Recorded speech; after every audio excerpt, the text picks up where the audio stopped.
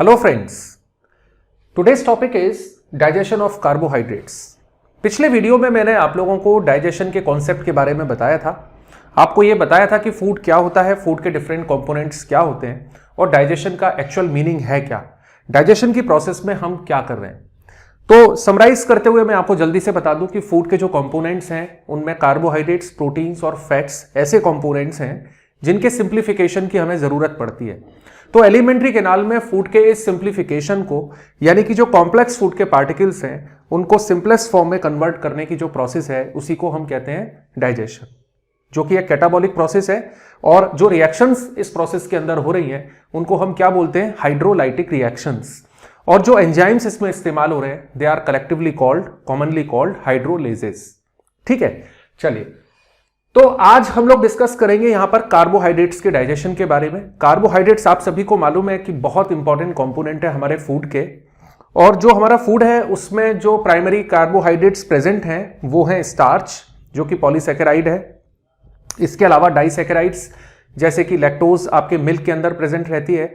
Sucrose यानी कि cane sugar, इसको हम लोग मिल्क के साथ, चाय के साथ या दूसरे ड्रिंक के साथ लेते हैं।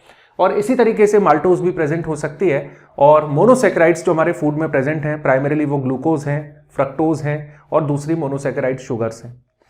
तो जितने भी कार्बोहाइड्रेट्स हैं इनकी डाइजेशन का मतलब क्या है कि कोई भी कार्बोहाइड्रेट हो इसको फाइनली आपको मोनोसैकेराइड्स की फॉर्म में लाना है। अब जो मोनोसैकेराइड्स डायरेक्टली हम लोग ले रहे हैं फूड के अंदर तो उनके सिंप्लीफिकेशन की तो कोई जरूरत है नहीं, क्योंकि जैसे यदि आप ग्लूकोज ले रहे हो तो ग्लूकोज को डाइजेस्ट आप क्या करोगे, ये तो ऑलरेडी सिंप्लीफाइड है। यदि आप फ्रक्टोज ले रहे हो तो फ्रक्टोज तो ऑलरेडी सिंप्लीफाइड है, उसके फर्दर डाइजेशन की हमको कोई जरूरत नहीं है। तो कोई भी कार्बोहाइड्रेट कौन सा वाला, यानी कि वो डाइसैकेराइड हो या फिर वो पॉलीसैकेराइड हो, इसको फाइनली डाइजेस्ट करके, इसको सिंप्लीफाई करके हमको क्या बनाना है, इसको बनाना है हमको मोनोसैकेराइड। ठीक है, मोनोसैकेराइड जैसे कि ग्लूकोज है, जैसे कि फ्रक्टोज है, जैसे गैलेक्टोज है, जैसे राइबोज है। तो इस तरीके के स्ट्रक्चर्स में फाइनली हमको कार्बोहाइड्रेट्स को लेकर के आना है, तब हम बोलेंगे कि जो हमारा कार्बोहाइड्रेट है उसका डाइजेशन कंप्लीट हो गया। समझ में आ गई बात? तो यह चीज आप लोगों को हमेशा ध्यान में रखनी है। दूसरे जो पॉलीसैकेराइड्स हैं जैसे कि सेलुलोज, फॉर एग्जाम्पल, सेलुलोज हमारे फूड में प्रेजेंट जरूर होता है, किंतु सेलुलोज को डाइजेस्ट करने वाला कोई एंजाइम हमारे एलिमेंट्री कैनाल के अंदर प्रेजेंट नहीं है। इसीलिए ह्यूमंस के लिए जो सेलुलोज है वो फूड नहीं है। इस चीज को भी आप लोग नोट कर लीजिए, cellulose is not food for humans. Okay, तो ये चीज आप लोग समझ लीजिए कि कोई भी डाइसैकेराइड या पॉलीसैकेराइड या ओलिगोसैकेराइड आपके फूड में है कार्बोहाइड्रेट के नाम पर, तो उसको फाइनली हमें मोनोसैकेराइड की फॉर्म में लाना है। कार्बोहाइड्रेट का डाइजेशन स्टार्ट हो जाता है हमारी बक्कल केविटी से ही। बक्कल केविटी में आपको मालूम है सलाइवा प्रेजेंट होती है, जो कि सलाइवरी ग्लैंड से आती है। 3 इंपॉर्टेंट सलाइवरी ग्लैंड्स हमारे बक्कल केविटी में आकर के खुलती हैं। एक तो पैरोटिड जो यहां कान के नीचे प्रेजेंट होती है, एक सब मैंडिबुलर या इसको सब मैक्सिलरी भी कहते हैं जो यहां नीचे जॉज में प्रेजेंट होती है, लोअर जॉ में, और एक टंग के नीचे प्रेजेंट होती है 1 पेयर, जिनको हम कहते हैं सबलिंगुअल। ठीक है, तो इनकी डक्ट्स जो हैं ये हमारे बक्कल केविटी में आकर के खुल रही हैं। एक अलग से वीडियो में बनाऊंगा जिसमें पूरा बक्कल केविटी का स्ट्रक्चर आपको डिटेल में एक्सप्लेन करेंगे कि ग्लैंड कौन कौन सी हैं, कैसे काम करती हैं, टीथ के बारे में आपको बताएंगे, टंग के स्ट्रक्चर के बारे में, जो टेस्ट बर्ड्स हैं उनके बारे में, सारी चीजों के बारे में मिलकर के एक वीडियो बनाएंगे। और एलिमेंट्री कैनाल के स्ट्रक्चरल जो पूरा एस्पेक्ट है उसके ऊपर भी एक वीडियो बनाएंगे। तो अभी फिलहाल हम लोग बात करेंगे केवल कार्बोहाइड्रेट के डाइजेशन की, तो वो आप समझ लीजिए। तो डाइजेशन शुरू हो जाएगा कहां से, बक्कल केविटी से।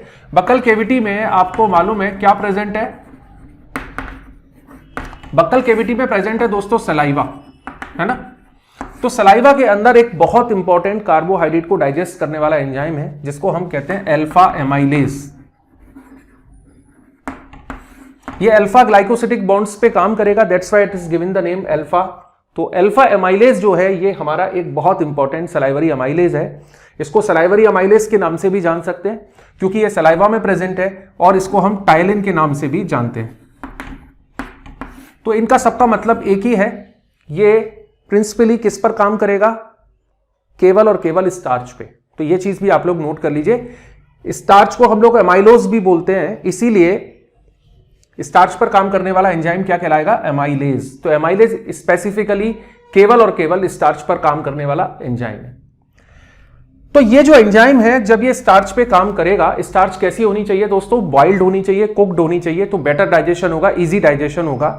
तो स्टार्च पे जब ये काम करेगा और जब ग्लाइकोसिडिक बॉन्ड्स को तोड़ेगा तो क्या चीज बनाएगा? माल्टोज, जो कि डाइसैकेराइड है, या बनाएगा फिर ट्रायोमाल्टोज,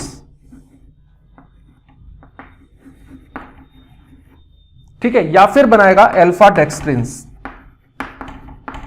इन तीनों का कॉम्बिनेशन ही बनता है, सबसे ज्यादा अमाउंट में माल्टोज ही बनेगा, थोड़े अमाउंट में ट्रायोमाल्टोज और अल्फा डेक्सट्रिन्स बनेंगे, जो कि बहुत छोटे ओलिगोमर्स हैं ग्लूकोज यूनिट्स के। तो ये तीनों स्ट्रक्चर्स बन जाएंगे।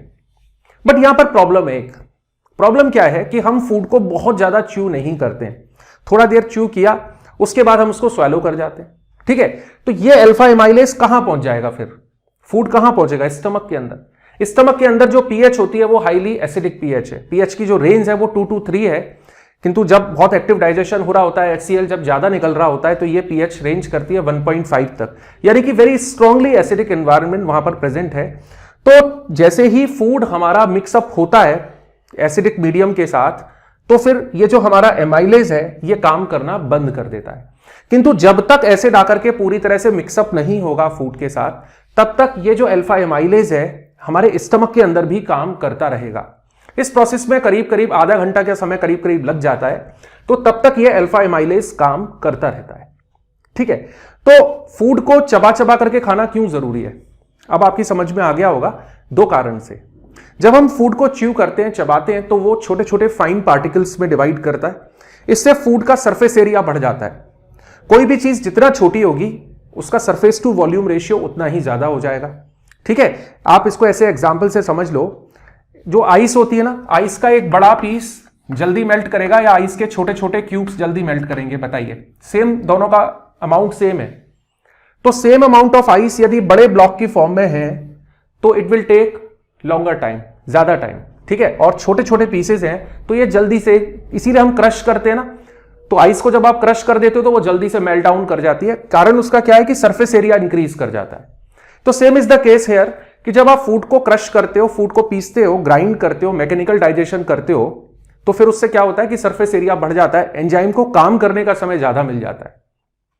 तो इस कारण से ये फूड आपको अच्छे से च्यू करना चाहिए अपने बक्कल कैविटी के अंदर। तो ये जो सारी चीज है, ये है दोस्तों किसकी बात? कार्बोहाइड्रेट के डाइजेशन की। कहां पर? बक्कल कैविटी के अंदर। तो एक ही एंजाइम है जो कार्बोहाइड्रेट को डाइजेस्ट करेगा, and that is alpha amylase, and it is also called salivary amylase और टाइलिन। और जो इसकी पीएच रेंज है, यानी कि सलाइवा की जो पीएच रेंज है, जिस पीएच पर ये एंजाइम काम करेगा, वो है ऑलमोस्ट न्यूट्रल पीएच रेंज, जो हमारी सलाइवा की होती है 6.8। किंतु जब प्रोफ्यूज सलाइवेशन होने लगता है, जब हम खाना काफी देर से खा रहे होते हैं, तो ये रेंज थोड़ी सी और इंक्रीज कर जाती है, 7 और इवन 7.2 तक पहुंच जाती है। बट आइडियल जो आप पीएच रेंज बोलोगे एग्जामिनेशन में क्वेश्चंस को करने के पॉइंट ऑफ व्यू से, तो वो फिर 6.8 ही आप याद रखोगे, यानी कि ऑलमोस्ट न्यूट्रल, या हम कह सकते हैं वेरी स्लाइटली एसिडिक पीएच, क्योंकि 7 की जो पीएच होती है ना, ये आप सभी को मालूम है न्यूट्रल पीएच होती है, ठीक है। तो आपको सबको समझ में आ गया होगा कि बक्कल कैविटी के अंदर क्या हो रहा है। बक्कल कैविटी के अंदर ये 3 प्रोडक्ट्स आपके बनेंगे, इवन स्टमक के अंदर भी बनेंगे, जब तक कि अल्फा एमाइलेज काम करता रहेगा। किंतु अल्फा एमाइलेज पूरी तरह से सारी की सारी स्टार्च को दोस्तों कन्वर्ट नहीं कर सकता, ठीक है, क्योंकि आपको मालूम है 2 लिमिटेशंस है। एक तो फूड को हम बहुत जल्दी से स्वैलो कर जाते हैं, दूसरा काम क्या है कि एसिडिक जो मीडियम है स्टमक का, वो फूड को एसिडिक बना देता है, जहां एमाइलेज काम करना बंद कर देता है। तो ये जो डाइजेशन है ये लगभग कितना हो पाता है? 30 to 50%। अलग अलग बुक्स में दोस्तों अलग अलग लिखा हुआ है, किंतु मेडिकल फिजियोलॉजी की बुक्स को यदि हम रेफर करें तो ये जो वैल्यू आती है 30% से 50% की रेंज में रहती है। इससे ज्यादा स्टार्च डाइजेस्ट नहीं हो पाती अल्फा एमाइलेज, जो कि सलाइवरी एमाइलेज है या टाइलिन है, उसके द्वारा। समझ में आ गया? दूसरी चीज आप लोगों को क्या नोट करनी है कि स्टमक के अंदर कार्बोहाइड्रेट का किसी भी तरह का कोई डाइजेशन नहीं होता। मतलब क्या हुआ? इसका मतलब यह हुआ कि जो गैस्ट्रिक जूस है, स्टमक में निकलने वाले जो एंजाइम्स हैं, उनमें कोई भी एंजाइम ऐसा नहीं है जो स्टार्च को डाइजेस्ट कर सके। वैसे तो मैंने अभी आपको बताया ही था कि स्टमक के अंदर भी ये डाइजेशन कंटिन्यूड रहता है, तो इसका ये मतलब नहीं है, जैसे मैंने अभी आप लोगों को ये बोला ना कि स्टमक में कोई डाइजेशन नहीं होता कार्बोहाइड्रेट का, तो आप दोनों से कंफ्यूज मत होइएगा। ये वाला डाइजेशन तो कंटिन्यू रहेगा, बट जो मेरा कहने का मतलब है वो केवल इतना है कि गैस्ट्रिक जूस के अंदर किसी भी तरह का कार्बोहाइड्रेट को डाइजेस्ट करने वाला एंजाइम नहीं निकलता। तो जिस फॉर्म में कार्बोहाइड्रेट होगा उसी फॉर्म में वहां से लीव आउट भी करेगा, यानी कि जब फूड स्टमक के बाद ड्यूडेनम में जाएगा तो वो इसी फॉर्म में जाएगा। ठीक है, 30 to 50% तो ये होंगे, प्लस साथ में अनडाइजेस्टेड स्टार्च भी होगी। ठीक है, रिमेनिंग स्टार्च हम इसको बोल सकते हैं, क्योंकि ये वो स्टार्च का पार्ट है जिस पर इस एंजाइम ने काम नहीं किया है। इसके अलावा हमारे फूड में डाइसैकेराइड्स भी प्रेजेंट हो सकते हैं। हो सकता है आपने शुगर खाई हो, ठीक है, आपने दूध पिया हो तो उसकी लैक्टोज भी प्रेजेंट हो सकती है, या आपने ग्लूकोज लिया हो तो ग्लूकोज भी प्रेजेंट हो सकता है। तो बाकी की चीजें एज सच रहेंगी, बाकी की चीजें अभी तक अनडिस्टर्ब्ड है, यानी कि डाइसैकेराइड्स पर अभी कोई एक्शन नहीं हुआ है ड्यूडेनम के पहुंचने तक, और स्टार्च पर ही थोड़ा बहुत एक्शन हुआ है, वो भी 30 to 50% स्टार्च ही हमारी केवल इस फॉर्म में आई है। तो आई थिंक मेरी बात आप लोगों को यहां तक बहुत अच्छे से समझ में आ गई होगी। अब जब हम ड्यूडेनम में पहुंचते हैं, ठीक है, तो ये ड्यूडेनम है। ड्यूडेनम में आपको मालूम है कि दो काम हो रहे हैं, एक तो ऊपर से क्या आ रहा है दोस्तों, बाइल जूस आ रहा है, और दूसरा यहां से आप सबको मालूम है जो पेनक्रियाज है वो अपना पेनक्रिएटिक जूस दे रही है। ठीक है, ऊपर से क्या आ रहा है, बाइल जूस। बाइल जूस का काम क्या है, मीडियम को एल्कलाइन बनाना, क्योंकि फूड कहां से आ रहा है, स्टमक से आ रहा है। स्टमक से जब फूड आएगा तो हाईली एसिडिक फूड होगा, इसको कहते हैं हम काइम। ठीक है, क्या बोलते हैं इसको, इस फूड को हमें, इसका जो एसिडिक नेचर है उसको हमें चेंज करना है, क्योंकि जो पेनक्रियाज के एंजाइम्स होते हैं वो एल्कलाइन पीएच पे काम करते हैं, तो वो एसिडिक पीएच पे काम नहीं करते। आप सभी को मालूम है enzymes are highly sensitive to pH changes. कोई भी एंजाइम अपना जो ऑप्टिमम वर्क है वो एक पर्टिकुलर पीएच पे ही देता है। ठीक है, ये हम सबको मालूम है। तो हमें एल्कलाइन पीएच चाहिए, यहां पर 8 to 8.5 पीएच चाहिए, जबकि काइम जो आ रहा है इसकी जो पीएच है वो बहुत कम है, यानी कि रफली अराउंड 2 to 3 पीएच है, तो एसिडिक पीएच है। तो ये मीडियम एल्कलाइन कौन बनाएगा, बाइल जूस, लिवर से आ रहा है, गॉल ब्लैडर से आ रहा है, और साथ में यहां ड्यूडेनम की सरफेस में कौन सी ग्लैंड्स प्रेजेंट होती है, ब्रूनर्स ग्लैंड। कौन सी ग्लैंड्स हैं दोस्तों, ब्रूनर्स ग्लैंड, जो एल्कलाइन म्यूकस सिक्रीट करेंगी। तो ये मिलकर के मीडियम को एल्कलाइन बनाने का काम करेंगे। ठीक है, ये तो एक जनरल एस्पेक्ट हो गया, सभी के लिए कॉमन है। हम बात करेंगे केवल कार्बोहाइड्रेट्स की। तो पेनक्रिएटिक जूस में भी बहुत इंपॉर्टेंट एक एमाइलेज प्रेजेंट है, जिसको हम बोलेंगे पेनक्रिएटिक एमाइलेज। क्या बोलेंगे दोस्तों, यहां लिख देता हूं मैं, पेनक्रिएटिक एमाइलेज। ये जो पेनक्रिएटिक एमाइलेज है, टेक्निकली यदि अपन बात करें तो ये भी एक प्रकार का अल्फा एमाइलेज ही है, but this alpha amylase is much more powerful compare to this ptyalin और alpha amylase, that is salivary amylase. Salivary amylase के कंपैरिजन में ये ज्यादा पावरफुल है और बहुत तेजी से काम करेगा। ठीक है, रफली 20-30 मिनट्स में ड्यूडेनम के अंदर, बल्कि और आगे भी आप जेजुनम तक भी जाएंगे तो वहां तक भी डाइजेशन कंटिन्यू रहेगा। तो जो एंजाइम यहां से आ रहा है वो इस फूड पर काम करेगा, और जितनी भी स्टार्च आपकी बची हुई है, जितनी भी स्टार्च बची हुई है उसको कन्वर्ट कर देगा दोस्तों इन्हीं तीनों में, प्राइमरीली माल्टोज में और थोड़े बहुत अमाउंट में ट्रायोमाल्टोज और अल्फा डेक्सट्रिन्स में। ठीक है, यानी कि कहने का मतलब क्या हुआ कि जब हम स्मॉल इंटेस्टाइन के इलियम वाले पोर्शन में पहुंचेंगे या लेटर जेजुनम वाले रीजन में पहुंचेंगे, उस समय तक हमारे पास पॉलीसैकेराइड नाम की कोई चीज नहीं होगी, स्टार्च नाम की कोई चीज नहीं होगी। सेलुलोज को कंफ्यूज मत करिएगा, क्योंकि सेलुलोज तो हमारे लिए फूड है ही नहीं, ऑलरेडी मैं बता चुका हूं। मतलब स्टार्च नाम की कोई चीज नहीं होगी। जितनी भी स्टार्च आपके फूड में थी वो सारी की सारी अब इस रूप में आ चुकी है।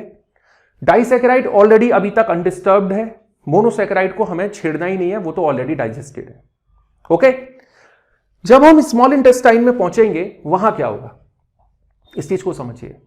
तो जो एंटेरोसाइट्स हैं, यानी कि इलियम की जो सेल्स हैं जिन्हें आप एंटेरोसाइट्स कहते हो, जो विलाई के ऊपर प्रेजेंट है, वो सिक्रीट करती हैं, आप सभी को मालूम है, सक्कस एंटेरिकस। क्रिप्स ऑफ लिबरकुंस होती है वहां पे, वो स्ट्रक्चर आप लोगों ने पढ़ा होगा। तो वहां से जो एंटेरोसाइट्स हैं वो सिक्रीट करेंगी क्या, 4 तरीके के बहुत इंपॉर्टेंट एंजाइम्स। ठीक है, पहला तो होगा माल्टेस, ये माल्टोस पे काम करेगा। ठीक है, दूसरा होगा सुक्रेस, ये सुक्रोस के ऊपर काम करेगा। तीसरा होगा दोस्तों लैक्टेस, ये लैक्टोस के ऊपर काम करेगा। और चौथा एक और होगा दोस्तों डेक्स्ट्रीनेज। ठीक है, क्या नाम होगा इसका, ये किस पे काम करेगा, अल्फा डेक्स्ट्रिन्स पे काम करेगा। ठीक है, तो माल्टोस को किस में तोड़ दिया जाएगा, माल्टोस बना होता है ग्लूकोज की 2 यूनिट से, डाइसैकेराइड है, ये तीनों ही डाइसैकेराइड है, तो माल्टोस टूट जाएगा ग्लूकोज की 2 यूनिट्स में। इसी तरीके से सुक्रोज टूट जाएगा किसमें, ग्लूकोज प्लस फ्रक्टोज में। इसी तरीके से लैक्टोज तोड़ दिया जाएगा दोस्तों ग्लूकोज प्लस गैलेक्टोज में। ठीक है, तो ये तीनों इस तरह से तोड़ दिए जाएंगे और बचा हुआ जो अल्फा डेक्स्ट्रिन्स है और इवन ट्रायोमाल्टोज है ये तोड़ दिया जाएगा किसमें, ग्लूकोज यूनिट्स में। तो ये जो पूरा मैकेनिज्म है ये आपकी समझ में अच्छे से आ गया होगा। पीएच जो यहां पर होगी इन सभी एंजाइम्स के काम करने की वो आप सभी को मालूम है, लगभग 8 to 8.5 की पीएच रेंज रहती है। और इसी तरह से पेनक्रिएटिक एमाइलेज की जो पीएच रेंज होती है वो भी 8 to 8.5 के आसपास रहती है। तो ये है दोस्तों पूरा कार्बोहाइड्रेट का डाइजेशन। अब इस पूरे डाइजेशन को हम लोग एक फ्लो चार्ट की मदद से समझेंगे कि कहां क्या हो रहा है। ठीक है, ये तो एक पूरी जर्नलाइज्ड पिक्चर थी, अब एक फ्लो चार्ट के थ्रू हम सारी चीजों को समझने की कोशिश करते हैं। तो फ्लो चार्ट के थ्रू हम लोग समझते हैं कि डाइजेशन ऑफ कार्बोहाइड्रेट किस तरीके से होगा। देखिए ये हमारा फूड है और फूड के अंदर सभी तरह के कार्बोहाइड्रेट्स प्रेजेंट हैं, चाहे वो मोनोसैकेराइड हो, डाइसैकेराइड हो या पॉलीसैकेराइड हो। तो लेकर के हम यहां पर चलते हैं दोस्तों स्टार्च को। ठीक है, स्टार्च को प्राइमरीली हम लोग फोकस करेंगे और ये स्टार्च हमारी कैसी है, कुक्ड स्टार्च है या बॉइल्ड स्टार्च है। जब हम इसको बक्कल कैविटी में डालेंगे और इसको क्रश करेंगे तो आपको मालूम है कि कौन सा एंजाइम आकर के यहां पर एक्ट करेगा। एंजाइम का नाम होगा अल्फा एमाइलेज, या इसका दूसरा नाम आप सभी को अभी मैंने बताया था, वो क्या है दोस्तों, टाइलिन। समझ में आ गया, ये टाइलिन है या अल्फा एमाइलेज है या इसी का एक और नाम भी है सलाइवरी एमाइलेज। और जो पीएच की रेंज होगी वो क्या होगी, 6.8। ठीक है, ये इसको किस में कन्वर्ट कर देगा, लगभग 30 to 50% केवल कन्वर्जन हो पाएगा। किसमें, माल्टोज में, ट्रायोज माल्टोज में, और साथ में क्या बनेगा, अल्फा डेक्स्ट्रिन्स। तो ये तीनों ही चीजें बनेंगी, प्लस साथ में बनेगी दोस्तों रिमेनिंग स्टार्च। बनेगी क्या, ये तो बल्कि बची हुई स्टार्च है, यानी कि स्टार्च का वो पार्ट है जिस पर एक्शन नहीं हुआ।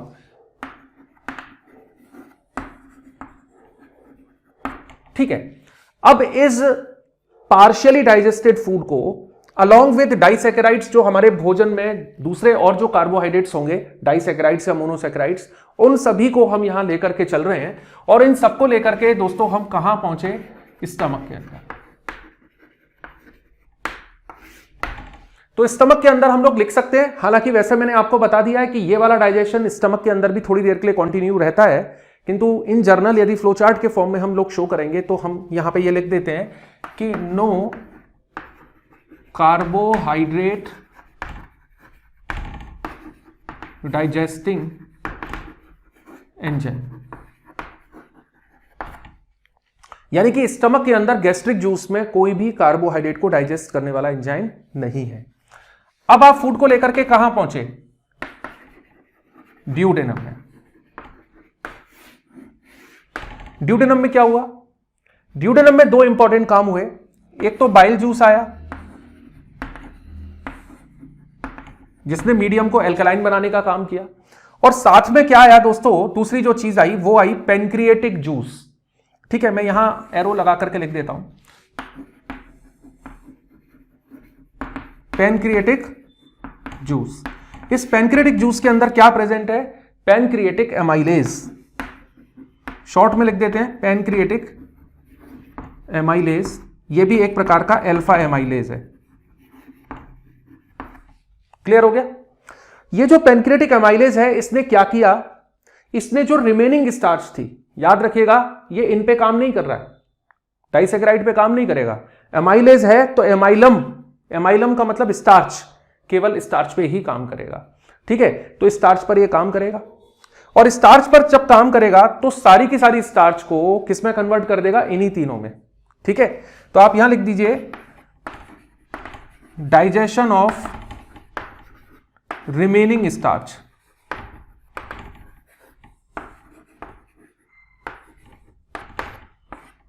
तो क्या क्या प्रोडक्ट्स बने यहां तक पहुंचने तक, ये सब बने, है ना। यहां लिख देता हूं मैं, माल्टोस,